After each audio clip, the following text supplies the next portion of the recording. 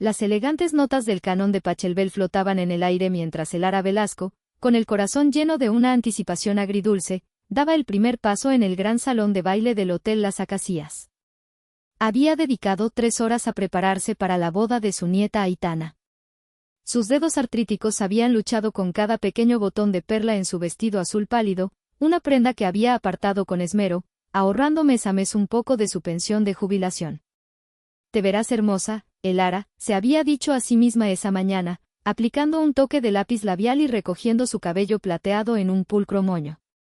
A sus 70 años, aún se enorgullecía de su apariencia, especialmente para ocasiones familiares importantes. Su corazón revoloteaba con una mezcla de esperanza y ansiedad.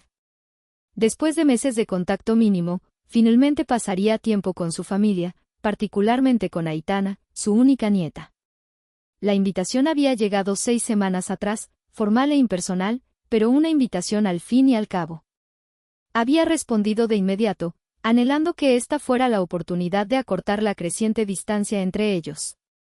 Una joven coordinadora de bodas, esbelta, con una coleta tensa y una sonrisa aún más tensa, la detuvo antes de que pudiera avanzar más allá de la entrada. «Ah, Lara Velasco. Aquí tiene su etiqueta de nombre». Lara tomó la tarjeta de cartulina y su sonrisa se desvaneció. No leía su nombre. En su lugar, con una letra elegante y fría, decía, «La anciana ausente». «Disculpe», murmuró Lara, creyendo que era un error. «Creo que hay una equivocación. Mi nombre es Lara Velasco». La joven apenas la miró, con los ojos ya puestos en la siguiente persona de la lista. «No, no hay error. Todo está especificado en el plan de asientos». Sus palabras eran rápidas, casi un murmullo, mientras señalaba vagamente hacia el interior.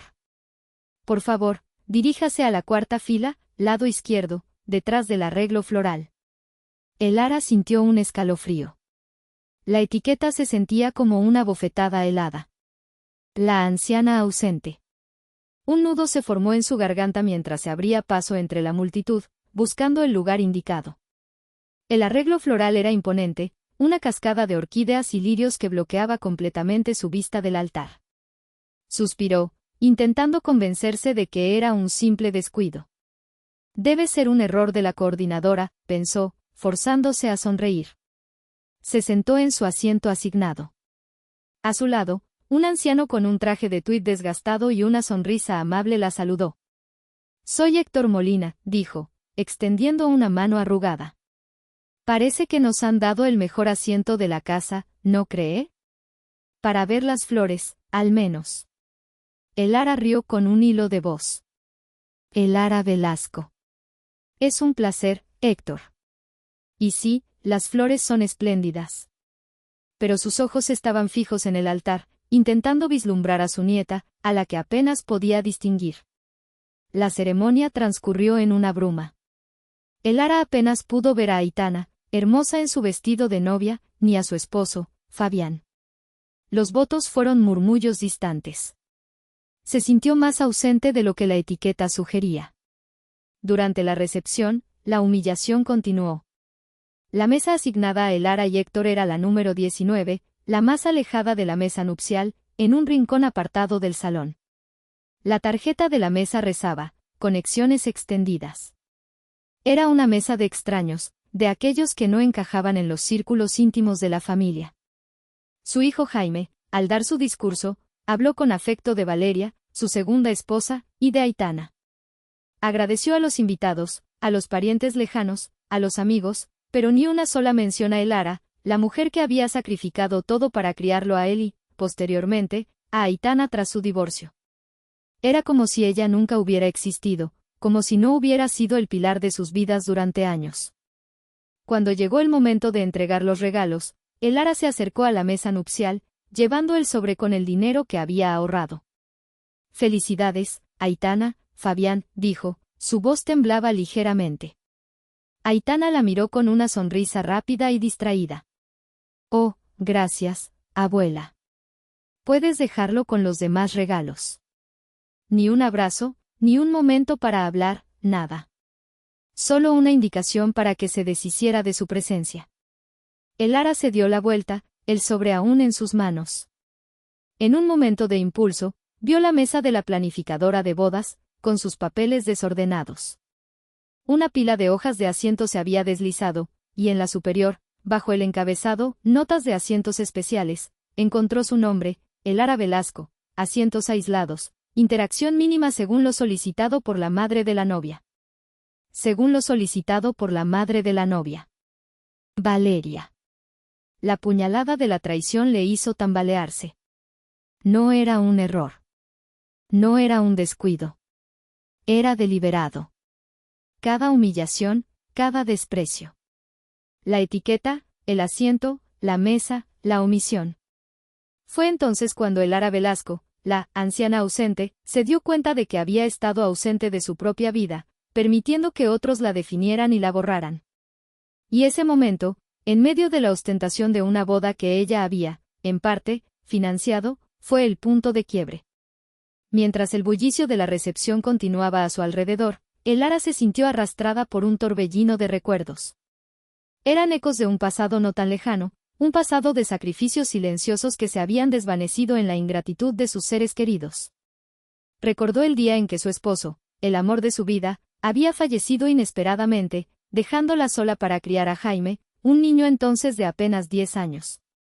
Ella había renunciado a sus propios sueños y ambiciones, tomando trabajos adicionales, estirando cada céntimo de su modesta pensión, para asegurarse de que Jaime tuviera todo lo que necesitaba y un futuro prometedor.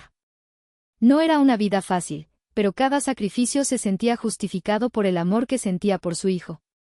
Luego, llegó Aitana. Tras el divorcio de Jaime, Aitana había pasado la mayor parte de sus veranos y vacaciones en la modesta casa de el ara. La abuela le enseñó a leer con paciencia infinita, a diferenciar las distintas hierbas en el pequeño jardín, a pintar con acuarelas, a apreciar la música clásica. Aitana había sido el rayo de sol de el ara, su razón de ser, su pilar emocional. Compartían confidencias, risas y el consuelo de la compañía mutua.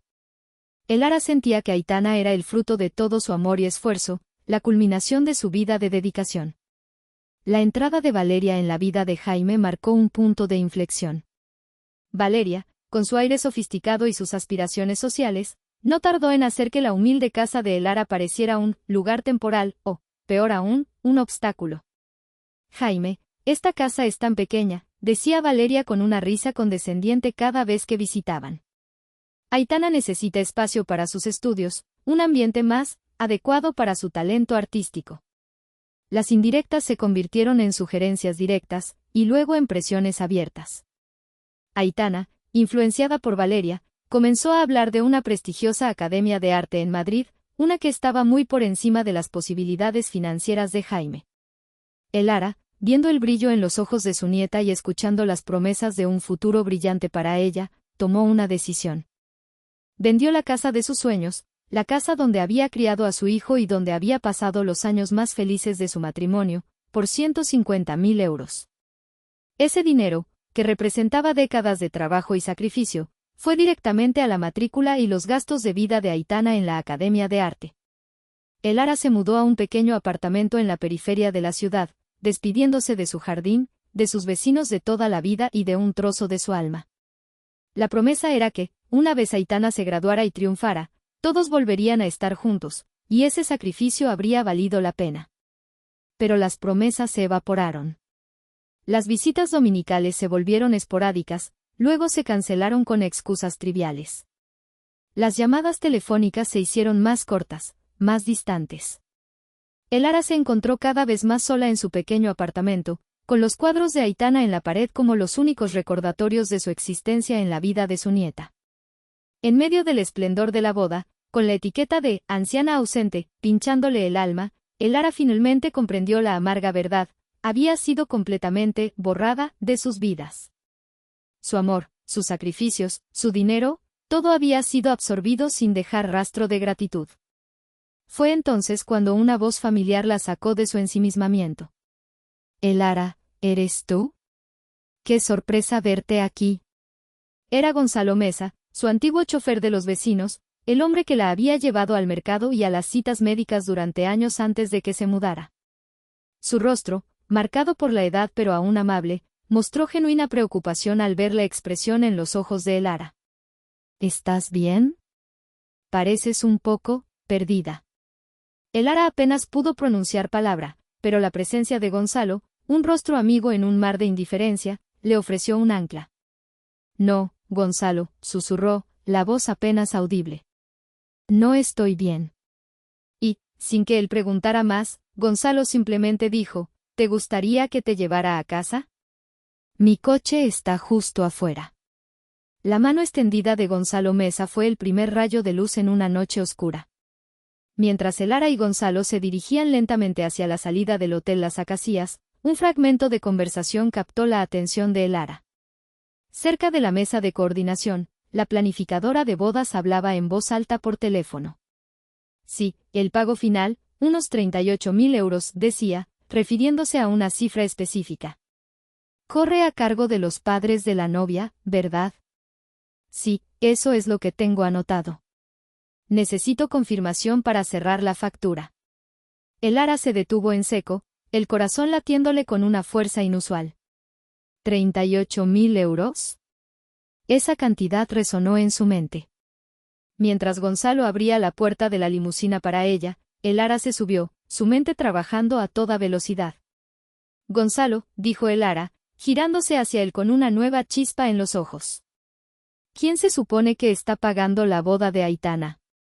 Gonzalo se acomodó en el asiento del conductor y puso el coche en marcha. Pues, si no me equivoco, los padres. Es decir, Jaime y Valeria. Recuerdo que Jaime mencionó algo sobre usar parte del dinero de la venta de la casa de su madre para ayudar con los gastos. Decía que era una inversión en el futuro de Aitana, ¿sabes? Elara contuvo el aliento. El dinero de su casa. ¿Habían usado sus 150.000 euros para financiar esta ostentosa farsa? La humillación se mezcló con una rabia fría y calculada. Una sonrisa, genuina por primera vez en años, se dibujó en sus labios. No era una sonrisa de alegría, sino de resolución. Gonzalo, dijo Elara, su voz baja y firme, tú conoces bien a la gente del hotel, ¿verdad? ¿El gerente de noche? ¿Es de confianza? Gonzalo asintió. Sí, al señor Pérez lo conozco de toda la vida. Un buen hombre. ¿Por qué, Elara? Solo tengo una pregunta más, dijo Elara, sus ojos brillando con una luz inesperada. Si por casualidad, el pago de los padres de la novia no llegara, ¿quién sería el responsable final? Gonzalo se encogió de hombros. Bueno, la empresa de planificación de bodas tiene un contrato. Pero si el cliente principal no paga, el hotel iría tras ellos. Sería un escándalo. La sonrisa de Elara se amplió. Perfecto, Gonzalo. ¿Podría dejarme en la entrada del hotel de nuevo? Necesito hablar con el señor Pérez. Cuando Elara llegó a su apartamento esa noche, la bandeja de mensajes de su contestador estaba parpadeando furiosamente. Las llamadas comenzaron poco después de la medianoche. Primero, Jaime, con un tono de voz que oscilaba entre la furia y la desesperación. Madre, ¿qué diablos hiciste? El hotel está reclamando el pago. La boda ha sido un desastre. Luego, Valeria, su voz aguda y chirriante. Elara, esto es inaceptable. Tienes que arreglarlo. Es tu culpa. Y finalmente, Aitana, con un sollozo forzado. Abuela, por favor. Mi luna de miel está en juego. No puedes hacernos esto. Elara escuchó cada mensaje con una satisfacción helada. Mientras la limusina la había llevado a casa, ella, con la ayuda de un comprensivo señor Pérez, quien, al ver la etiqueta y escuchar su historia, había accedido a un pequeño favor, había logrado cancelar su contribución a la boda, que ellos habían asumido que llegaría automáticamente. Esa cuenta de 38.000 euros. Los padres de la novia ahora eran plenamente responsables. Y Elara, la anciana ausente, no estaría ausente de las consecuencias. Al día siguiente, Jaime y Valeria irrumpieron en su apartamento sin previo aviso. Estaban lívidos. Tienes que arreglar esto, madre, gritó Jaime, golpeando la mesa. El hotel amenaza con acciones legales. El nombre de la familia está en juego. Elara, sentada en su sillón, los miró con una calma que los desarmó. El nombre de la familia. Qué curioso que solo te importe ahora, Jaime. De su bolso, sacó con lentitud la pequeña etiqueta de cartulina. Esto me dieron en tu boda. ¿La ves? La etiqueta con la anciana ausente brilló bajo la luz de la lámpara. Y esto, continuó, extendiendo un pequeño bloc de notas. Esto lo encontré en la mesa de la planificadora. Elara Velasco, asientos aislados, interacción mínima según lo solicitado por la madre de la novia. ¿Sabes quién es la madre de la novia, Valeria? Eres tú. Valeria palideció. Jaime balbuceó, madre, ¿es solo un error, una confusión? No fue un error, Jaime. Fue deliberado. Como lo fueron todas las veces que cancelaste nuestras cenas, Aitana olvidó mis cumpleaños, y tú y Valeria decidieron que mi humilde apartamento ya no era lo suficientemente bueno para su estatus. ¿Y cómo lo fue el hecho de que usaran el dinero de la venta de mi casa, mis ahorros de toda una vida, no para la educación de Aitana, sino ¿para qué fue, Jaime? ¿Para qué usaron los 150.000 euros que les di con la promesa de un futuro para mi nieta? El silencio se cernió en la habitación. Finalmente, Valeria espetó, fue para el pago inicial del condominio de Aitana y Fabián. Necesitaban un lugar para empezar su vida. Elara cerró los ojos, el dolor mezclado con una extraña sensación de confirmación.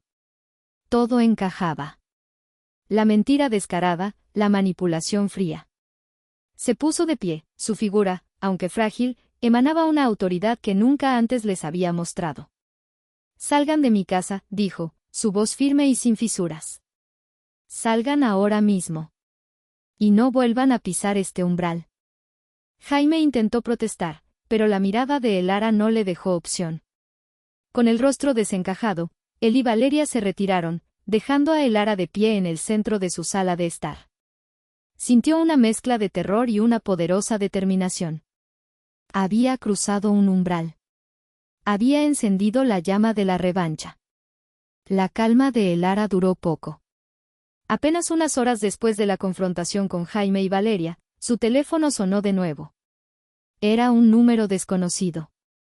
Dudó en contestar, pero algo le dijo que lo hiciera. «¿Señora Elara Velasco?», preguntó una voz masculina, profesional y seria. «Soy Víctor del Monte, de la sucursal central de su banco. Le llamo en relación con una situación inusual. Su hijo, el señor Jaime Velasco, ha intentado acceder a su caja de seguridad utilizando un poder notarial que, me temo, presenta irregularidades en la firma». El corazón de Elara dio un vuelco. El aire se le escapó de los pulmones. ¿Un poder notarial? Pero yo no he firmado ningún documento de ese tipo. Su mente se apresuró a recordar la última vez que Jaime le había pedido que firmara algo, había sido un formulario para actualizar sus datos, en el banco, hacía meses. Un engaño. Precisamente, señora Velasco. Nuestra política es muy estricta con este tipo de documentos. La firma no coincide con los registros que tenemos. Necesitaría que venga al banco lo antes posible para aclarar esta situación. Es grave. Estaré allí en una hora, dijo Elara, con la voz firme a pesar del temblor en sus manos. Al llegar al banco, la ansiedad le roía el estómago. Víctor del Monte la esperaba en su oficina, un hombre de mediana edad con un aire de seriedad tranquilizadora. Llevaba unas gafas finas y su mirada era directa y comprensiva. «Señora Velasco, gracias por venir», dijo Víctor, indicándole una silla. Sobre el escritorio, había una copia del documento. Elara sintió un escalofrío al ver una firma torpe, una burda imitación de la suya. Como puede ver, esto no coincide con su rúbrica registrada. Hemos detenido el intento de acceso a su caja, pero es crucial que actúe. Este es un intento claro de fraude y, potencialmente, de robo. Antes de que Elara pudiera responder, la puerta de la oficina de Víctor se abrió bruscamente. «Madre. Aquí estás». Era Jaime, su rostro enrojecido, con una mezcla de sorpresa y furia. Víctor, ya te dije que esto es un malentendido. Mi madre me dio permiso para acceder a sus cosas. No hay nada ilegal aquí. Víctor del Monte se puso de pie, su voz era calmada pero autoritaria. Señor Velasco, por favor, le pido que modere su tono. Y no hay ningún malentendido. La firma en este documento es una falsificación. Esto es un delito, y la señora Velasco ha confirmado que no autorizó nada de esto. Jaime se volvió hacia Elara, intentando una última manipulación. Madre, ¿qué estás haciendo? Solo intento ayudarte. Necesito ese dinero para unas inversiones importantes. Elara lo miró a los ojos, sintiendo que una barrera interna se rompía por completo. La máscara de preocupación de Jaime se le caía a pedazos. Jaime, comenzó Elara, su voz baja pero resonante en la pequeña oficina. Durante años, te he dado todo. Vendí mi casa para la educación de Aitana, solo para descubrir que usaste el dinero para un condominio de lujo. Me humillaste en la boda de mi nieta, me llamaste, la anciana ausente, y ahora intentas robarme lo poco que me queda. Jaime intentó interrumpirla, madre, por favor. No es así, ¿yo solo? Cállate, Jaime, Elara lo interrumpió con una ferocidad que nunca había usado con su hijo. He terminado de ser tu caja fuerte y tu comodín. He terminado de vivir para complacerte y para financiar tu vida de lujos. Este dinero es mío, Jaime. Es el resultado de mi trabajo, de mis sacrificios. Y te aseguro que no lo tendrás. Se volvió hacia Víctor. Señor del Monte, por favor, asegure todas mis cuentas. Revoke cualquier privilegio que mi hijo pueda tener. Cambie todas las contraseñas. Quiero que este hombre no pueda tocar ni un solo céntimo de mis ahorros. Víctor asintió con seriedad. Por supuesto, señora Velasco. Procederé a ello de inmediato. No puedes hacer esto, madre, gritó Jaime, desesperado. Ya lo hice, Jaime, dijo Elara con una fría resolución. Ahora, sal de aquí. Y si vuelves a acercarte a mí o a mis propiedades, presentaré una denuncia formal. ¿Está claro? Jaime, viendo que su plan había fracasado y que Elara era inquebrantable, finalmente se dio por vencido. Con un gruñido de frustración, salió de la oficina. Víctor del Monte esperó a que la puerta se cerrara. Señora Velasco, le sugiero encarecidamente que consulte a un abogado especializado en protección de ancianos. Esto no es un asunto menor. Elara asintió, sintiéndose una mezcla de empoderamiento y un profundo cansancio. Por primera vez en décadas, había tomado el control de sus finanzas, de su futuro. Y, aunque dolía, sabía que había hecho lo correcto. Con sus finanzas finalmente aseguradas y su decisión de cortar lazos con Jaime y Valeria, Elara se sintió extrañamente liberada, pero también aterrada. La libertad era un concepto nuevo, casi abrumador. Su teléfono no dejaba de vibrar con llamadas de su hijo y su nuera, pero Elara las ignoraba todas. Eran un ruido molesto, ecos de un pasado que estaba decidida a dejar atrás. Un día, mientras preparaba una taza de té, su mirada se posó en un pequeño imán en la nevera con el número de teléfono de Elena. Elena, su mejor amiga de toda la vida, se había mudado a Galicia hace 5 años, buscando la tranquilidad de la costa. Elara siempre había pospuesto visitarla, inventando excusas sobre sus responsabilidades familiares. Ahora, sin esas cadenas autoimpuestas, el nombre de Elena brilló como un faro. Tomó el teléfono y marcó. Elara. ¿Por fin? ¿Cómo estás? Te he echado tanto de menos, la voz cálida de Elena llenó la cocina, y por primera vez en semanas, Elara sintió que el aire regresaba a sus pulmones. Elena, dijo Elara, su voz un poco quebrada. Necesito verte. Necesito un cambio. ¿Sigue en pie tu invitación? Por supuesto que sí, tonta. Siempre estará en pie. Ven cuando quieras. La costa te espera. Esa misma tarde, mientras Elara empacaba una pequeña maleta, el timbre sonó. Al abrir, encontró a Aitana en la puerta, con los ojos hinchados y una expresión de desesperación cuidadosamente ensayada. Abuela, por favor, sollozó Aitana, extendiendo las manos. ¿No podemos irnos de luna de miel? No tenemos el dinero. Mi padre está furioso, dice que lo arruinaste todo. Elara la miró, sin sentir la punzada de culpa que Aitana esperaba. Vio a una niña mimada, no a la nieta cariñosa que había criado. Aitana, dijo Elara, con una calma helada, recuerdo que en tu boda, la coordinadora me entregó una etiqueta que decía, la anciana ausente. También recuerdo las notas de los asientos donde se especificaba que debía tener interacción mínima contigo, a petición de tu madre. El rostro de Aitana se transformó. La máscara de tristeza cayó para revelar una ira incipiente. Pero abuela, ¿eso fue un error, una confusión? No fue un error, Aitana, interrumpió Elara. Fue un acto deliberado de humillación. Y sobre tu luna de miel, una luna de miel es un lujo, no un derecho. Y si no tienes dinero para ella, tal vez deberías preguntarle a tus padres qué hicieron con los 150.000 euros que les di para tu educación. Oh, espera, ya lo sé. Lo usaron para el pago inicial de tu lujoso condominio. No para tus estudios. Aitana se quedó sin palabras, su boca abriéndose y cerrándose como un pez fuera del agua. Pero abuela. Nos estás abandonando. Siempre me has apoyado. Elara sintió una oleada de cansancio. Caminó hacia la pared, descolgó una vieja fotografía enmarcada, ella, joven, con un pequeño Jaime en brazos, trabajando en su jardín. Luego, otra, ella enseñando a una pequeña Aitana a pintar. Mira esto, Aitana, dijo, sosteniendo las fotos. Mira mi rostro. Mira mis manos. ¿Crees que yo te abandoné alguna vez? ¿Crees que alguna vez me di por vencida contigo o con tu padre? Cada céntimo, cada hora, cada sacrificio, te lo di todo. Pero ustedes, Aitana, ustedes me borraron de sus vidas mucho antes de que yo decidiera irme. La acusación de Aitana sobre el abandono fue la última gota. Elara dejó las fotos sobre la mesa. Ahora, por favor, vete. Tengo que terminar de empacar.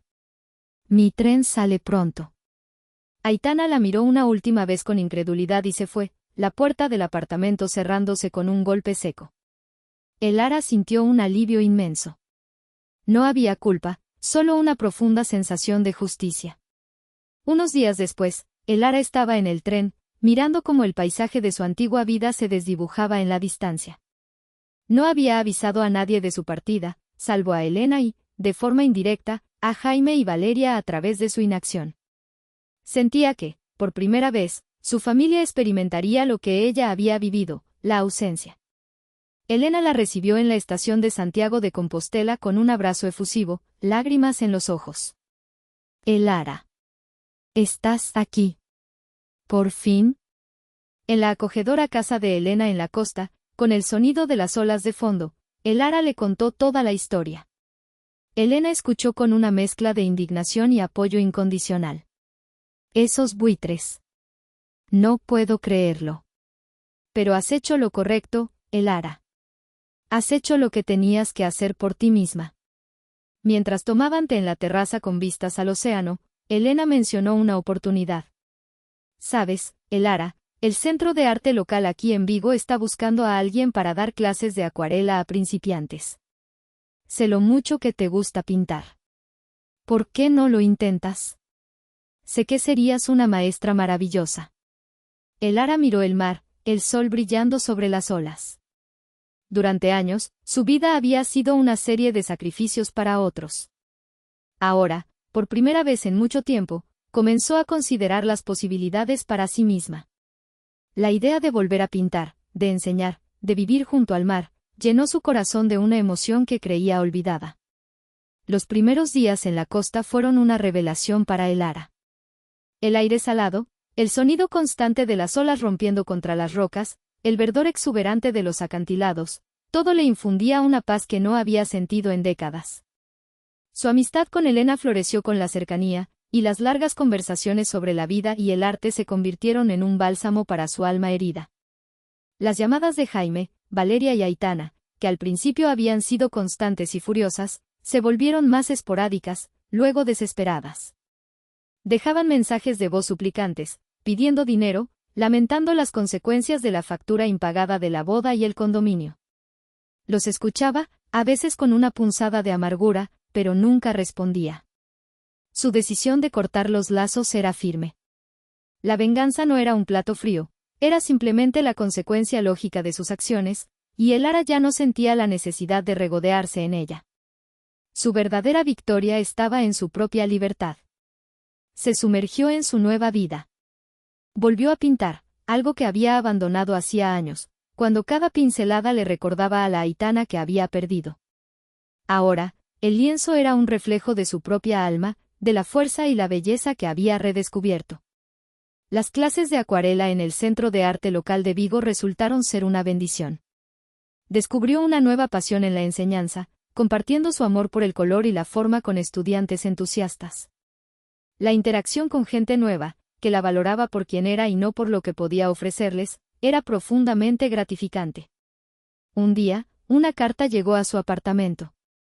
Era de un abogado, confirmando que todos sus activos estaban ahora irrevocablemente protegidos, sus bonos y joyas seguros, su testamento actualizado.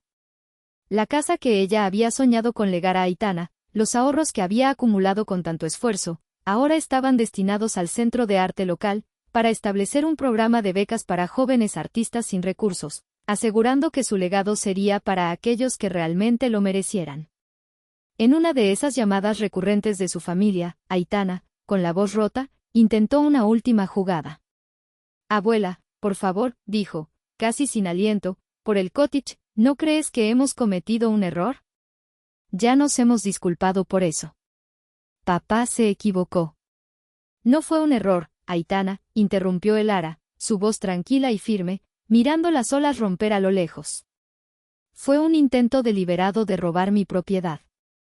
Igual que el poder notarial falsificado fue un intento deliberado de robar mis ahorros». «Abuela, por favor», suplicó Aitana. «He tomado mi decisión, Aitana», Elara continuó, su voz suave pero inquebrantable.